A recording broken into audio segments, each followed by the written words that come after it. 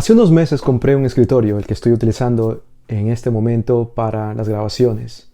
Lo compré en línea y entonces me lo mandaron en una caja. La caja era plana, y ustedes saben qué significa eso. El escritorio no vino ensamblado, yo tenía que sacar las piezas de la caja y ensamblar las piezas. Obviamente, como el hombre independiente y que soy, y autosuficiente que soy, empecé a poner las piezas en la mesa, en el piso, y a empezar a armar mi estrategia en la mente para saber cómo poner estas piezas. Luego de varias horas de intentar poner estas piezas juntas a mi manera, me rendí y decidí buscar el manual que también vino en la caja junto a las piezas y leer el manual y simplemente seguir las instrucciones de ese manual de cómo ensamblar estas piezas. Momentos después, el escritorio estaba listo y ya lo estaba utilizando. Durante estas semanas, queridos amigos, estamos hablando acerca de la palabra de Dios. Nadie mejor que el que construyó el escritorio para saber cómo poner las piezas juntas del escritorio y que funcione el escritorio. Asimismo con la Biblia. Nadie mejor que el que te creó a ti y a mí, que el que me creó a mí, te creó a ti, para saber cómo poner las piezas de nuestra vida juntas de tal manera que nuestra vida sea la vida de satisfacción, alegría y crecimiento que el Creador tuvo en su mente cuando nos creó. ¿Cómo saber cómo ensamblar esa vida? ¿Cómo poner esas piezas juntas? Aquí está el manual. Este es el manual. Pero cuando llegamos al manual y leemos las cosas, hay algo que debe ocurrir allí. Cuando leemos un versículo, un pasaje del manual, hay algo que, querramos o no, tiene que ocurrir. Y eso es interpretar lo que leemos. Y aquí es donde nosotros estamos compartiendo este tiempo, queridos amigos. Es que necesitamos aprender cómo interpretar a este libro para que la enseñanza que nosotros recibimos sea la que Dios pensó que íbamos a recibir. No la que nosotros queremos inventar o crear, sino que la que Dios tuvo en su divina intención en el principio. Esta semana vamos a estudiar la lección titulada El origen y la naturaleza de la Biblia. Pero vamos a orar antes de entrar en el tema de este día. Oremos juntos.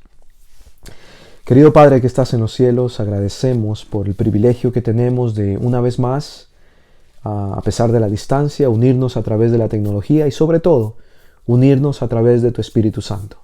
Rogamos, Señor, que tu Espíritu nos impresione, nos cambie y nos vaya alimentando a medida que compartimos más y más tiempo con tu palabra.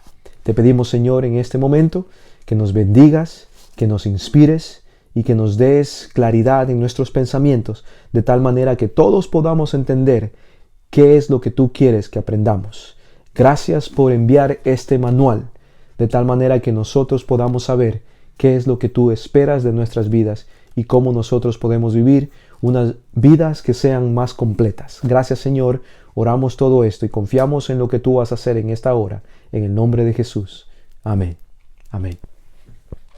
Quiero invitarlos al primer versículo que vamos a estudiar en este video y se encuentra en la primera carta a Tesalonicenses capítulo 2 y versículo 13. Primera de Tesalonicenses capítulo 2 y versículo 13. Les voy a dar un poquito de tiempo para que ustedes lo encuentren. Primera de Tesalonicenses capítulo 2 y versículo 13. Espero que ya lo hayan encontrado. Esto es lo que la Biblia dice. Por lo cual, Pablo le está escribiendo a los tesalonicenses, por lo cual también nosotros, sin cesar, damos gracias a Dios. Pablo está agradeciendo a Dios. ¿Por qué? El versículo continúa. De que cuando recibisteis la palabra, ¿cuál palabra? Lo que él había escrito, lo que Dios le había dado a Pablo para escribir. Cuando ustedes recibieron la palabra de Dios, que oísteis de nosotros, la recibisteis no como palabra de hombres, aunque Pablo era un hombre y él escribió.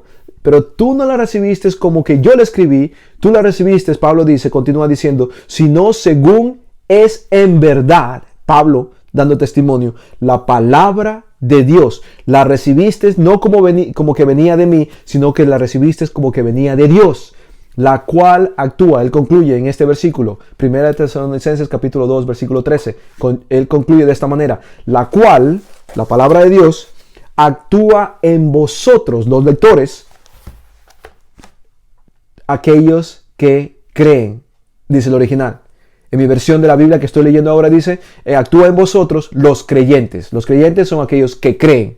Interesante cómo Pablo empieza esta conversación que vamos a tener hoy. Porque él está diciendo que cuando llegas a la palabra, a estudiar la palabra de Dios, número uno, debes creer. Debes creer. Vamos a ver más evidencia de esto. ¿Por qué tenemos que creer? Sí, cuando venimos a la palabra de Dios, cuando nos acercamos a la palabra de Dios, tenemos que interpretarla. Querramos o no, todo el mundo interpreta la palabra de Dios. Entonces, ¿qué yo puedo hacer para que la interpretación con la que yo me encuentro al final de estudiar la Biblia sea la que Dios tenía como intención de que yo recibiera? Esa es una pregunta clave que debemos entender. La Biblia fue escrita por seres humanos. Y ya estudiamos la semana pasada alrededor de 40 escritores, seres humanos. Sin embargo, decimos que ella es la palabra de Dios y me van a escuchar decir esto muchas veces. ¿Pero por qué? ¿Por qué le llamamos la palabra de Dios? Y otra pregunta es, ¿qué dice la Biblia de sí misma? ¿Verdad? ¿Qué dice la Biblia acerca de sí misma? ¿La Biblia dice que es la palabra de Dios? ¿O cuál fue el proceso a través del cual fue escrita? Necesitamos saber, porque el origen de la Biblia, y ese es nuestro título para este video, el origen de la Biblia nos asegura que nuestra confianza y nuestra fe puesta en el libro es correcta o no. A partir de este conocimiento, de dónde viene, cómo llegó a ser escrita, eso nos ayudará a llegar al punto de cómo interpretarla y saber que nuestra interpretación es correcta o no. Para eso queremos estudiar en este video acerca de ciertas palabras que son claves para entender la naturaleza de la Biblia y el origen de la Biblia. Número 1, vamos a estudiar acerca de la revelación. ¿Qué es la revelación? Número 2, vamos a estudiar acerca de la inspiración. ¿Qué es la inspiración? Y luego iremos a la escritura. Luego compararemos la palabra. Estudiaremos pronto acerca de eso. Y finalmente, cuando ya tenemos eso, consideraremos la palabra interpretación. Recuerden que todos los 3 meses que vamos a estudiar en esta serie tiene que ver con cómo interpretar la Biblia. Pero para interpretarla, primero tenemos que saber qué es la Biblia. ¿Ok? Entonces vamos al primero, la revelación. ¿Qué es la revelación? ¿Qué es la revelación? Segunda de Pedro, capítulo 1 y versículo 21, nos tiene la respuesta de esa pregunta. Segunda de Pedro, capítulo 1 y versículo 21. Esto es lo que la Biblia dice. Porque nunca la profecía fue traída por voluntad humana. No fue porque Pedro quiso escribir un libro. No fue porque Pablo decidió escribir un libro. No fue porque Moisés dijo, no tengo nada que hacer, voy a escribir un libro. No. No fue voluntad humana, es lo que dice Pedro. Sino que santos hombres de Dios, déjenme poner una pausa aquí, todavía no he terminado el versículo. Sino que santos hombres de Dios. ¿Quiénes son estos santos hombres de Dios? Santos hombres de Dios no son personas perfectas que nunca pecaron y nunca hicieron nada malo. Santos hombres de Dios simplemente son hombres y mujeres que fueron separadas. Eso es lo que significa la palabra santos. Fue separadas para un propósito especial. ¿Cuál es ese propósito? En el caso de los escritores de la Biblia, escribir la Biblia. Ese fue el propósito. Entonces Dios separó a estos hombres y mujeres y por eso los llama santos hombres, o sea, separados. Por cierto, eso es lo que significa la palabra separados en el griego y en el hebreo bíblico. Significa que fueron escogidos, separados del montón, del común, para un propósito especial, sacro. ¿Ok? Entonces esto es lo que dice, sino que los santos hombres de Dios hablaron siendo, escuchen, inspirados. Aquí está nuestra palabra clave, inspirados por el Espíritu Santo. O sea, estos escritores no escribieron el conocimiento que ellos tenían. Ellos recibieron el conocimiento de Dios por medio del Espíritu Santo. Los autores bíblicos aseguran escribir lo que el Espíritu dice. Déjenme comentar un poquito esto. Si yo escribo un libro que tiene tanta sabiduría, tanta información, que seguramente si la gente lee mi nombre en el libro, dice Rudy Vivanco escribió este libro, y usted lee el libro y le transforma la vida y dice, wow, este libro es tan sorprendente. ¿No creen que yo como escritor quisiera que el crédito sea dado a mí? ¿Verdad que sí? Si yo escribo algo majestuoso, algo lleno de sabiduría, algo bien útil, y usted lo toma de esa manera, lo primero que yo quiero que usted sepa es que yo lo escribí. Pero este no es el caso de los escritores bíblicos. Ellos no dicen yo Pablo. Ellos no dicen yo Moisés. Ellos dicen Dios me dio. Dios dijo. Ellos dan el crédito a Dios. A pesar de que ellos bien pudieron haberse tomado el crédito por el contenido del libro, ellos en lugar dan el crédito al que en realidad, o del que en realidad llegó la información. Del origen de la información. ¿Ok? Ellos dicen en cada momento, nosotros escribimos lo que el Espíritu dice. Entonces ellos no escribieron sus propios pensamientos. Ellos no se inventaron esto, no crearon esto. Apocalipsis capítulo 2 y versículo 7 nos da información acerca de esto. Entonces los escritores son el medio por el cual Dios da a conocer sus planes para nosotros.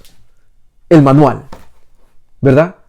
Amós capítulo 3 y versículo 7 habla acerca de esto también. Amós capítulo 3 y versículo 7 lo estudiamos la semana pasada. Dios se nos revela, de tal manera que Dios se nos revela a través de los escritos y de los escritores bíblicos. ¿Quiere usted saber la voluntad de Dios? Aquí es donde la encuentra. Dios reveló a estos escritores para que cuando el lector venga al libro, pueda encontrar la revelación de Dios, pueda saber cuál es la voluntad de Dios. Los consejos e instrucciones dados en la Biblia son de origen divino y por tanto podemos confiar y podemos saber que son veraces. Esa es la Biblia. La Biblia es útil, dice Pablo en 2 de Timoteo capítulo 3 y versículo 16. 2 de Timoteo capítulo 3 y versículo 16. Él dice que la Biblia es útil para enseñar, útil para redarguir, útil para corregir y útil para instruir en justicia. Amigos, leyendo la Biblia aprendemos a vivir como Dios desea que vivamos. Por eso la reveló. La siguiente palabra que tenemos que tener claro y estudiar es la palabra inspiración. Y esto está basado en 2 de Timoteo capítulo 3 y versículo 16. 2 de Timoteo capítulo 3 y versículo 16. Esto es lo que Pablo dice. Toda la escritura es inspirada por Dios. Toda. ¿Escucharon esa palabra? Toda es toda. No solamente el Nuevo Testamento es inspirado, pero sino que también el Antiguo Testamento.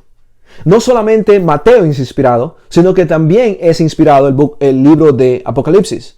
No solamente el libro de Apocalipsis es inspirado, también el libro de Malaquías. Entonces, cuando Pablo dice que toda la Biblia es inspirada, nos referimos a todos los 66 libros de la Biblia.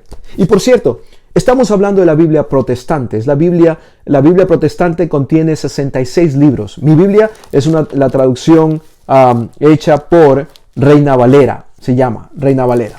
Y alguna vez vamos a hablar seguramente de estos nombres. Pero por ahora, esta es una Biblia protestante y tiene 66 libros. Pablo está diciendo, cada uno de esos libros, cada capítulo de esos libros, cada versículo de esos libros son inspirados. Todos.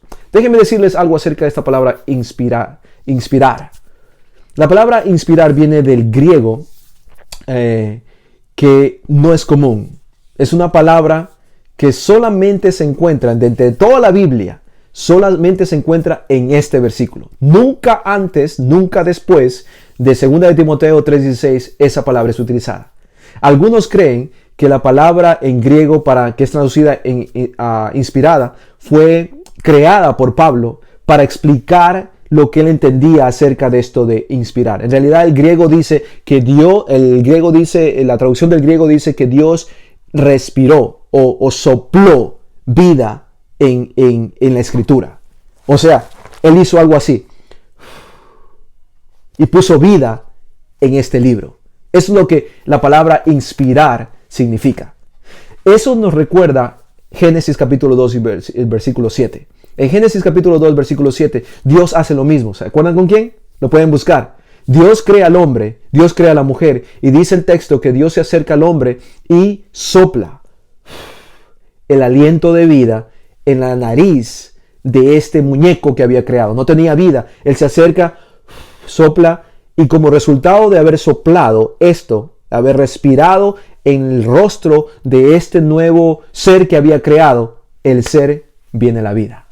Eso es lo que sucede, lo mismo que sucede con la Biblia. Esa palabra inspirada quiere decir, Dios dio vida al libro.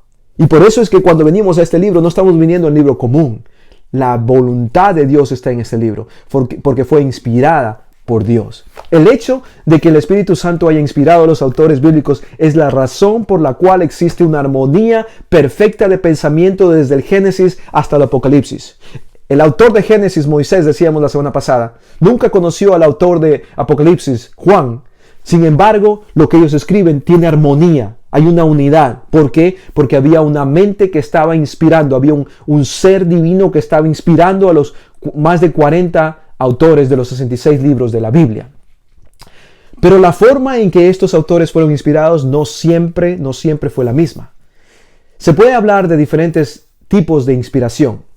Hay una inspiración divina, inspiración de pensamiento e inspiración selectiva. Déjenme decirles un poquito acerca de eso.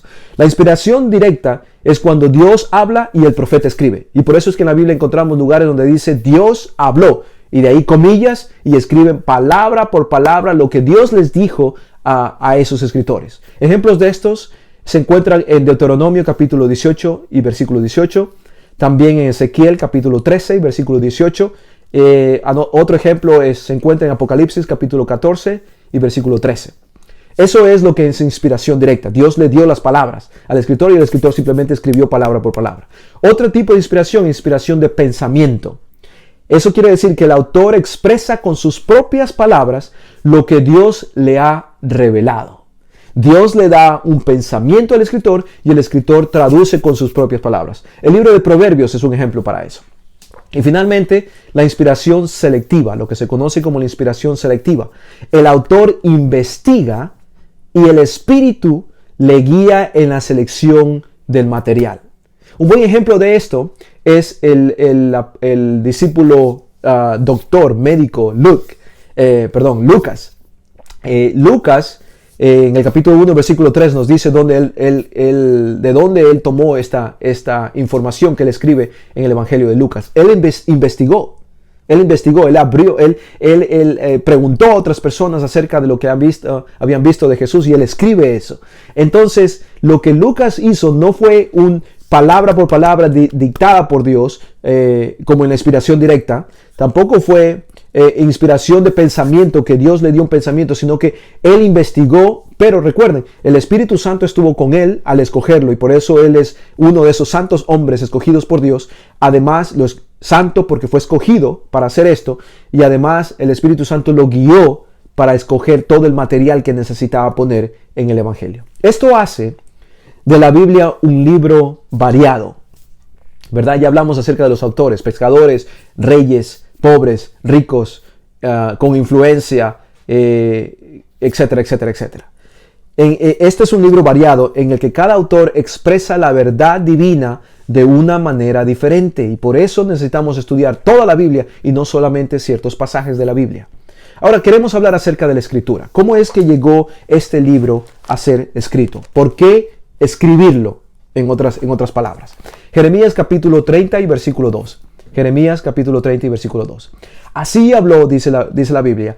Así habló Jehová Dios de Israel. ¿Quién habló? Este es un buen ejemplo acerca de la inspiración directa. Dios habla y el escritor escribe. En este momento él va a escribir las palabras que Dios dijo, diciendo, escríbete. ¿Quién está diciendo escríbete? Dios le está diciendo al escritor, escribe. En este momento él está diciendo que escribe. Podemos concluir entonces que la escritura de la Biblia no es la idea de un ser humano, sino fue divina. Dios le dijo al escritor, escribe esto. ¿Por qué Dios va a decir, escribe estas palabras? Entonces continúa diciendo en Jeremías 32, escríbete en un libro todas las palabras que te he hablado. ¿Por qué quiso Dios que se escribiesen esas palabras? Sus palabras.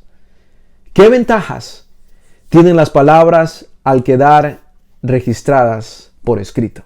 Hay unas ventajas y por eso Dios decidió que los escritores, los autores de los libros, o mejor dicho, los escritores, escribieran estas palabras. Déjenme darles algunas de las ventajas que tenemos al tener la palabra de Dios escrita. Lo que se lee se tarda más en olvidar. Y ustedes, si algunos de ustedes se van a relacionar conmigo, yo fácilmente me olvido de las cosas. Necesito escribirlas para recordarme. Hay muchos pensamientos que el Señor me da. Yo necesito escribirlas para luego revisarlas y trabajar en esos pensamientos. Si no lo escribo, se me van. Entonces, la escritura, una de las ventajas es que se tarda más en olvidar. Una vez que está escrito, podemos otra vez volver a donde está escrito y recordarnos esa verdad o ese pensamiento que escribimos. También puede ser repasado y memorizado. Tenemos escritos, lo podemos repasar y memorizar. Además, cuando está escrito puede ser conservado, guardado. También puede ser copiado muchas veces. Y además es accesible a muchas personas. Si yo solamente hablo y no hay nada escrito, todo lo que sucede es que las personas que están alrededor mío escucharán, pero el mensaje a otros que escuchan de estas personas que me escucharon puede estar ya cambiado. Entonces, una de las ventajas de que está escrito es de que muchas personas pueden tener acceso al manuscrito. Además, puede ser leído en lugares muy distantes, ¿verdad? Otra ventaja es que perdura en el tiempo, por lo que puede ser leído por generaciones futuras. Si yo escribo algo hoy y lo dejo escrito, de aquí a 50 años las personas todavía pueden leer lo que yo escribí. Por eso la ventaja de escribir. Y finalmente, otra ventaja es que incluso los que no saben leer pueden ser beneficiados cuando otra persona lo lee en voz alta. Aquellas personas que no saben leer, uno que sí sabe leer, le lee y ellos escuchan y pueden aprender de la palabra de Dios. Las personas que no ven, que no pueden ver, alguien que sí ve y sabe leer, le lee y aquella persona puede también saber acerca de la palabra de Dios. Entonces, gracias a la iniciativa divina de dejar por escrito su voluntad, recuerden, es el plan de Dios, hoy podemos conocerla y además obedecerla. De la revelación nos fuimos a la inspiración, estudiamos la inspiración, ahora estudiamos acerca de la escritura, ahora nos toca ir acerca de la palabra. ¿Qué es esto de la palabra? Si ustedes utilizan la traducción Reina Valera, esta palabra no va a ser traducida en la palabra, pero el verbo, ¿verdad? Pero en el griego logos debe ser traducido en realidad palabra. Esa es la mejor traducción para el griego logos, palabra y no verbo. Aunque verbo suena muy bonito y nos dice mucho también. Esto es capítulo Juan, versículo 1. Aquí es donde se encuentra esto a lo que estoy haciendo referencia. Juan capítulo 1 y versículo 1. Miren lo que dice el evangelista. Dice, en el principio ya existía, y aquí viene, el verbo, diría la Reina Valera. Pero otras traducciones que son más específicas de la traducción del griego, lenguaje en el cual fue escrito el Nuevo Testamento mayoritariamente, dice, en el principio ya existía la palabra.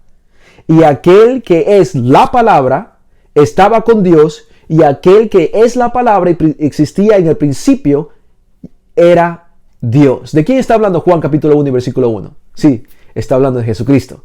Y él le llama la palabra. Le llama la palabra, o como Reina Valera dice, el verbo. Pero queremos utilizar la palabra para ver la similitud entre Jesucristo y su palabra, la Biblia. Miren, Juan nos presenta a Jesús como la palabra, del griego logos, les decía, encarnada de Dios. Jesús es la palabra encarnada de Dios. Encarnada quiere decir que se hizo carne, que se hizo un ser humano como nosotros.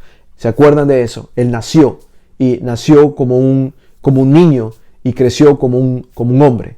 Esto crea un paralelo. El que esto haya sucedido crea un paralelo entre Cristo y la Biblia. Déjenme darles algunas similitudes entre estos dos, que por la razón por la que vemos unos parecidos muy interesantes. Ambos, Jesucristo y la palabra de Dios encarnada y la palabra escrita de Dios, ambos son de origen sobrenatural. Ambos combinan lo divino con lo humano. Jesucristo 100% humano, 100% divino. La palabra de Dios fue escrita por humanos y fue también inspirada por Dios, dada por Dios.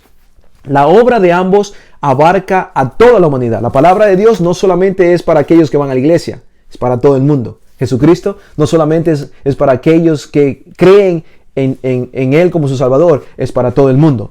Ambos surgieron en un momento específico. Jesucristo, la palabra encarnada de Dios y la palabra escrita, la Biblia, ambos surgieron en un momento específico y en una cultura determinada, pero su obra no está condicionada por el tiempo ni el lugar.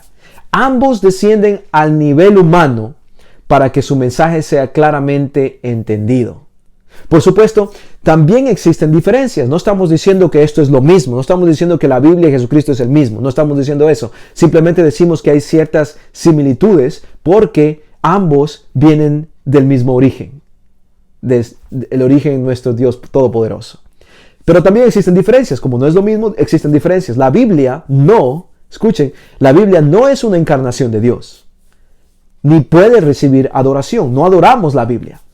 ¿Verdad? La Biblia nos lleva, si la leemos, nos lleva al único que es merecedor de nuestra adoración. La Biblia es la que da testimonio, de acuerdo a Juan capítulo 5 y versículo 39, la Biblia es la que da testimonio de Jesucristo. Esto nos trae al último punto de nuestro repaso de esta semana. La interpretación. Vimos revelación, vimos inspiración, vimos el proceso de la escritura, vimos también la palabra, Jesucristo, y la palabra escrita. Veamos la interpretación. ¿Qué es esto? Segunda de Pedro, capítulo 1 y versículo 20. Segunda de Pedro, capítulo 1 y versículo 20. Esto es lo que Pedro dice. Entiendo primero esto, que ninguna profecía de la Escritura, ninguna. Recuerden que primero Pablo dijo toda la Escritura, ahora dice ninguna de la Escritura es de interpretación. Aquí está nuestra palabra, interpretación privada. Nadie puede decir, yo encontré y no me importa qué piensen los demás, no digan. No, la Biblia no es de interpretación privada. Hay que tener mucho cuidado con eso. No puedo yo encerrarme y estudiar y concluir y sacar interpretaciones sin verificar con el cuerpo de Jesucristo qué es, si lo que yo estoy encontrando tiene soporte bíblico, no solamente en ese pasaje, pero en toda la Biblia. Okay, de ahí la importancia de siempre compartir lo que nosotros estudiamos con otros, ¿verdad? La Biblia no puede ser estudiada o interpretada como se estudia cualquier otro libro. Por eso la importancia de estudiar acerca del origen de los escritores y sacar la conclusión de que esta es la palabra de Dios. La importancia es de que, como es la palabra de Dios, no nos acercamos a la palabra de Dios como acercarnos a cualquier otro libro o a una revista. Como por ejemplo la Alta Crítica.